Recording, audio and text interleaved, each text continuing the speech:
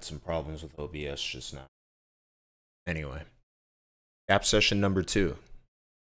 There's practical uses for spirituality, I guess. More so, spirituality shouldn't stay in this esoteric, woo-woo mental space. And I think that's what usually pisses people off about spirituality, is this idea that like the imagery used is all that there is to it, and that there's no practical application. Like, you know, people will look at something like astrology and go like, oh, so the stars dictate what my personality is. And you can look at it that way. A lot of people who are artistically inclined and tapped into this spiritual space where they view symbols and imagery as their way of navigating life. Yeah, you can look at it through that lens, but what if you looked at it through the lens of archetypes instead? Each zodiac sign being an archetype, and how that plays out through this, I guess, cosmic play. Then there's like this more practical application. Each person has a role in this play, and if it resonates with you, you can follow the role that was assigned to you. If it doesn't resonate with you, you can see how these roles play out anyway, and now you have a psychological format for how people can be or tend to be. And you know, that's why people tend to prefer stricter versions of the zodiac. Vedic astrology and whatnot tends to be a little bit more harsher, more realistic. But all that to say is, spirituality should have a practical element to it, a more practical reflection of what is being said. And on top of that, practical practices should be seen as more spiritual than it is practical. And I don't think there should be a separation between secular lenses of viewing reality and more spiritual lenses of viewing reality. There are people who tend to view more of the secular because there are hard numbers and research put behind it. That much is true.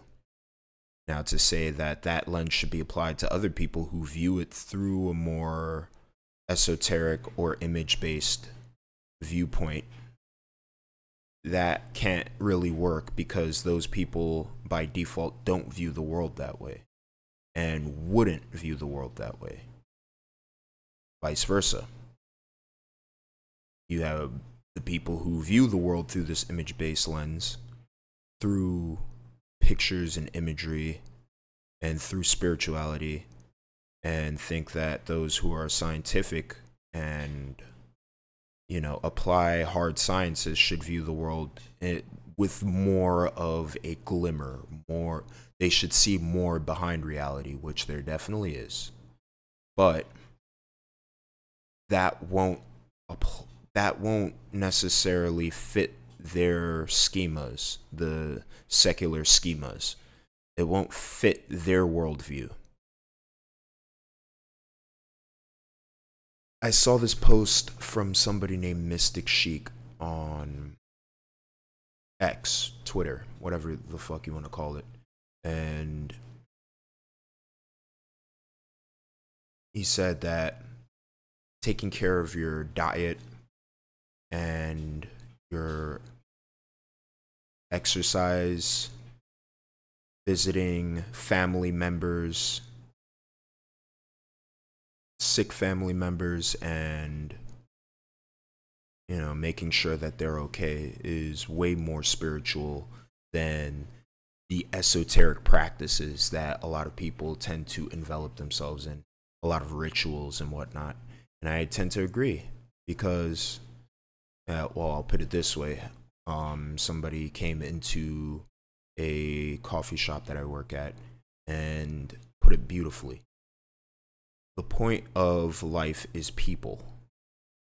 The point to all of life is people. When you are on your deathbed, a lot of people say this, you're not looking at your finances and your, how well your stock portfolios played out and how much money you made.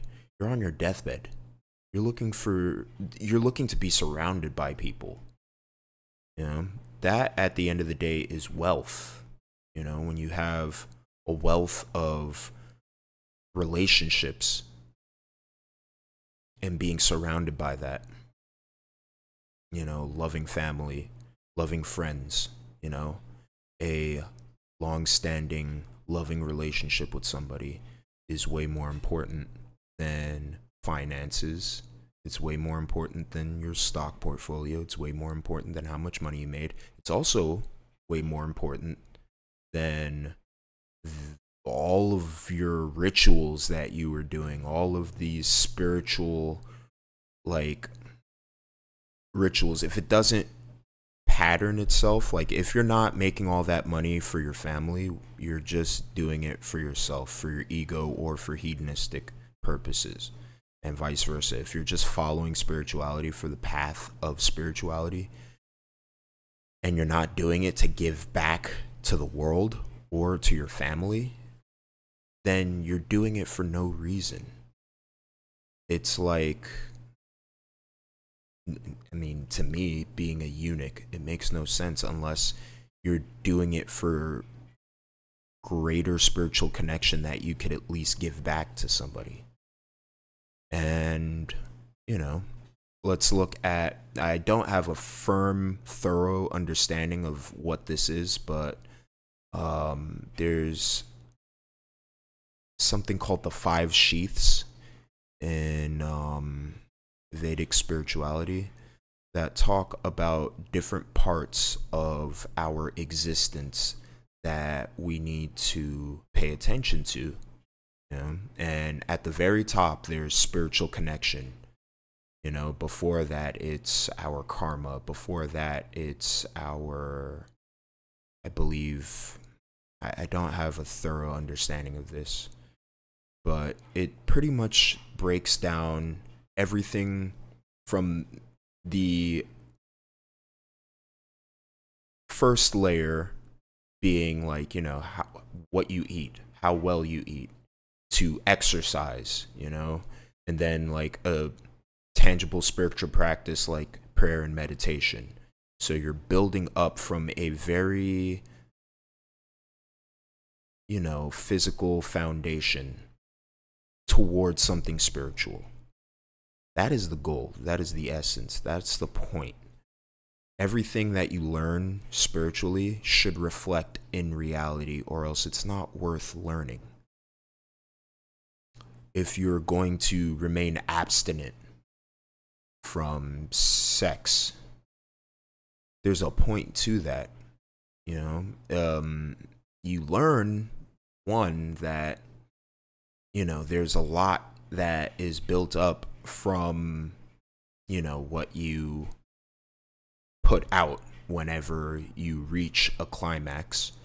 There's a lot within that if you don't climax and don't exposit from your body, that tends to get used within yourself. And then